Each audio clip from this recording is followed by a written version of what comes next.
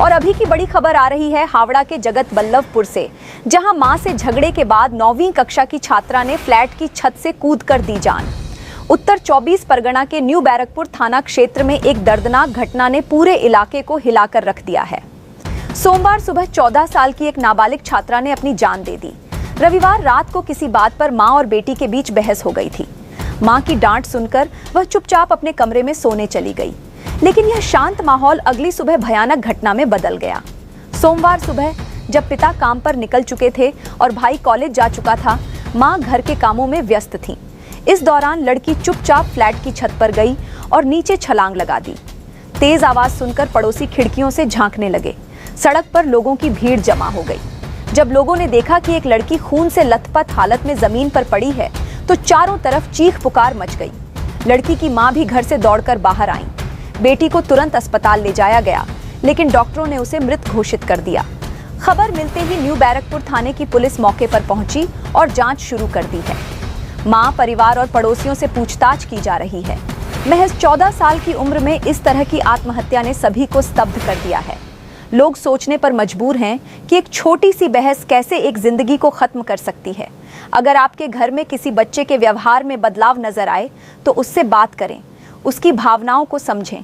ऐसी घटनाओं को रोका जा सकता है अगर सही समय पर बच्चों को सपोर्ट मिले। आगे की जानकारी के लिए जुड़े रहें। यह थी breaking news secular India news के साथ। ना আমি একটা ইনস্টিটিউটে ওখানে পড়ি আর কি, তো ওখানে গেছিলাম। যখন ফিরছিলাম তখন হঠাৎ মা ফোন করে বলে যে এরকম হয়ে গেছে। তো পরে আমাকে বলে ডাইরেক্ট হসপিটাল পৌঁছাতে। আমি ডাইরেক্ট হসপিটাল পৌঁছে যাবো। কিন্তু ওর কালকে রাতে কি কোনো গন্ডগোল হয়েছিল?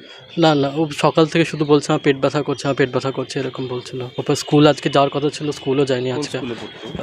কেন্দ্রীয় বিদ্যালয়, হ্যাঁ, সল্টলেক। হ্যাঁ, ভালো স্টুডেন্ট ভালো স্টুডেন্ট বলবো না, বাট মিডিয়াম আর কি। তারপরে এরকম একটা ঘটনা আপনি নিজে পড়ে গেল নাকি? আমি নিজেও বুঝতে পারছি না, কোনো আইডিয়া নেই। যে এত ভয় পেত সব, মানে ছোটো মতো অন্ধকারে যত ভয় পাচ্ছে, সে এত বড় কী করে স্টেপ নিলাম নিজেও বুঝতে পারছি না। মানে এটা কী বলবেন? মানে এটা কেউ বলছে বা পুলিশের কাছে যে ইনফরমেশন আসছে যে নিজেই ঝাঁপ দিয়েছে। কি আমি কি করে বলবো? ছিলামও না, বাড়িতেও ছিলাম না। যে কিছু যে আগের কোনো সূত্র? আগের তো কিছুই সেরকম হয়নি, কিছু মানে সেরকম কিছু হয়নি। কি যে মানে এমন যে কিছু যে এরকম স্টেপ নিয়ে নেবে এরকম তো কিরকম কিছুই হয়নি। রাত্রে নাকি কোনো একটা মায়ের সাথে ঝামেলা হয়েছিল?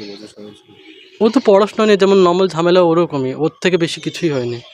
আমিও ছিলাম বাড়িতে, তো ওর থেকে বেশি কিছু হয়নি। পড়াশোনা নিয়ে যেমন হয় আর কি, ঝামেলা আর কি, ওইটুকুই।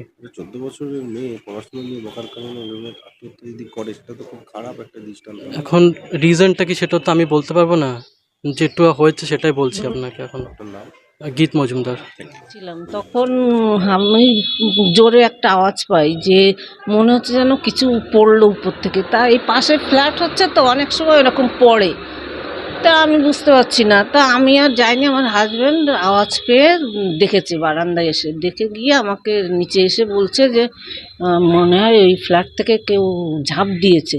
আমি তাড়াতাড়ি দৌড়ে এসেছি, এসে দেখি কি মেয়েটা এই 7-8 পড়ে মনে হয়। হ্যাঁ, আমি ঠিক নাম বলতে পারবো না, ওরা তো নতুন এসছে না, ওরা ফ্ল্যাট কিনে নতুন এসছে। এমনি দেখি ওর মা সকালবেলা স্কুলে নিয়ে টিয়ে যায়। এই না বলতে পারবো না। সে হয়তো হতে পারে, তা আমি ঠিক বলতে পারবো না। এই তো এই 11টা নাগাদ। হ্যাঁ, তারপরে অ্যাম্বুলেন্স এসছে, পুলিশ এসছে। হ্যাঁ, একদম রাস্তার উপরে পড়েছে, মনে হচ্ছে একদম শুয়ে আছে, এমনি আর কিছু। হ্যাঁ, এই তো এই 2-3 বছর হলো। না বলতে পারবো না। হ্যাঁ, এটা আমাদের নিজেদের বাড়ি। আমার নাম সুতপা হালদার।